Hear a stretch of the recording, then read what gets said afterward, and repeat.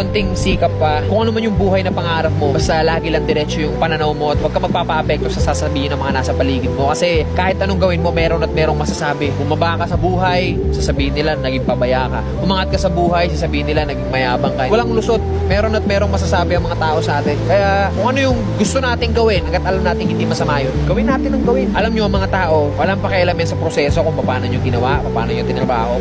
Mukhang ewan ka talaga para sa mga yan sa umpisa. Ang gustong makita lang ng mga tao palagi, yung finished product. Ano yung narating mo dyan. As long as di mo napapabayaan yung pamilya mo, yung sarili mo, so kung ano man yung tinatahak mo, banat lang.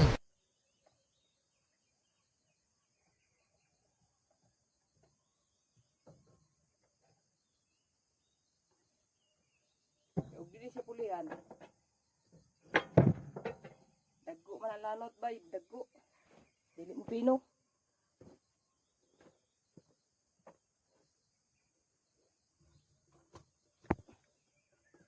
Ungot ta bay, ungot ta kay na.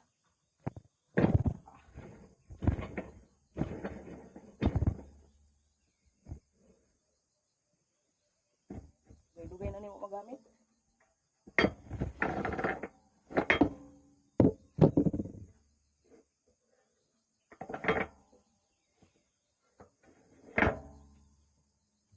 Muna itong pulihan, kini.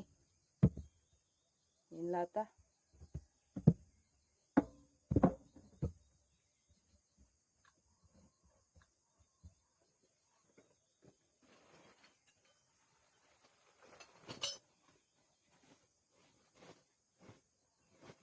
Naaman tayo gamit diri pang kuan. Pang tuli. Oh, gamit na to pang tuli ane.